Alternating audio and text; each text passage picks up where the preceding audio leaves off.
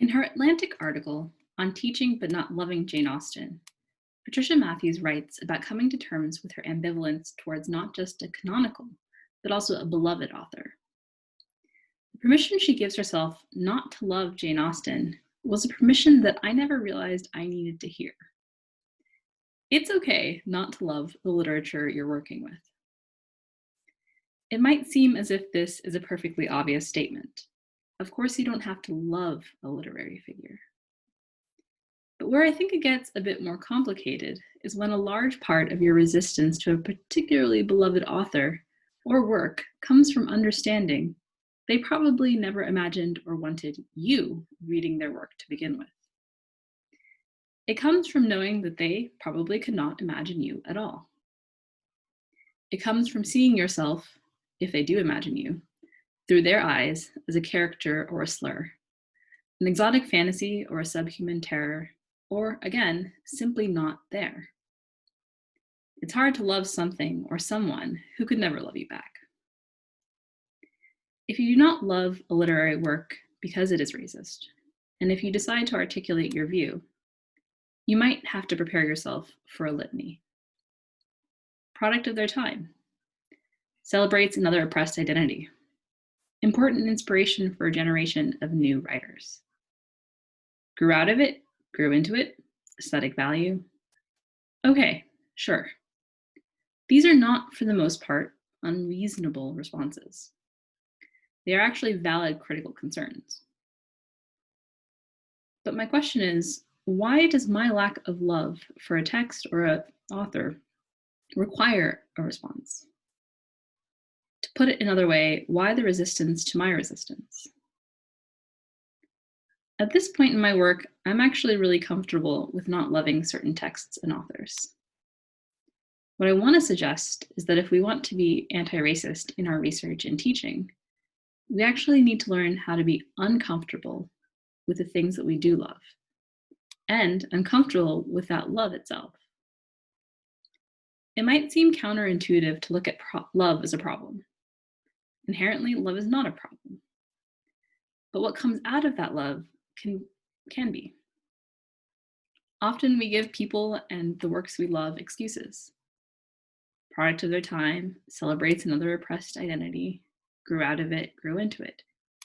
Genius, distance, ignorance, theirs and our own. With excuses can come a forgiveness that is often assumed to be shared. We need to ask ourselves, what does our love, our appreciation and dedication forgive? Who does that love stifle? If we want to be anti-racist, we need to investigate the things we love. We also need to go further and turn that critical gaze on not just authors and their works, but institutions, conferences, methodologies, fields, and ourselves. The last is particularly difficult, I think, for many reasons. We are, after all, trained to remove ourselves from our work.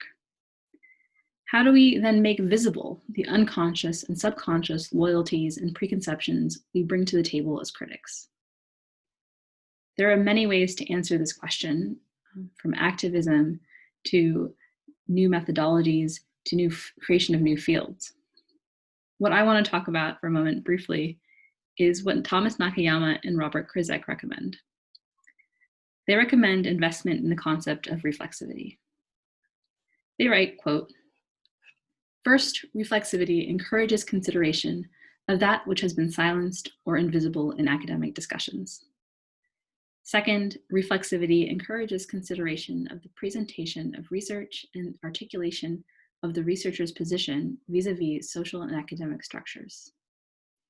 Following from the first and second points, reflexivity encourages an examination of the institutions and politics that produce knowledge," unquote. So, in other words, look at the silenced, bring your subject position into your work, and examine the systems within which we all exist. Many of us are already engaging with reflexivity in really interesting and powerful ways, whether through movements like #Bigger6, which question canonicity and illuminate authors and works that have hitherto been in the background of the field, to conferences and associations offering space and resources for reimagining what anti-racist academia should look like, or individuals simply acknowledging the privileges and drawbacks of one's own position. But we need to do more, and we need to work to normalize this practice of reflexivity. Back to Austen for a minute. I actually love Jane Austen. I find her works and their adaptations extremely enjoyable. My feelings for her are wrapped up in joyful memories of college friendships and late-night BBC marathons, a sincere appreciation for her turn of phrase and her characters, and trips to secondhand bookshops to find different editions of her novels because honestly, one copy of Persuasion just isn't enough. But I am also deliberately uncomfortable with my love. I'm cognizant of its power and do not rest easy in my appreciation. I read literature for pleasure. I investigate it, hoping to find answers to my subject position, a position that is never far from my consciousness or my work. This, I think, is a good place to be. You don't have to love the literature that you're working with, but if you do, acknowledging and examining that love, along with everything else you might bring to the roles you play in the structures of knowledge creation, opens up new avenues for us to be better scholars and better teachers. Reflexivity is meant to be unsettling, a disruption of the dynamics and privileges that have kept systems of power thriving while remaining invisible to those benefiting from them.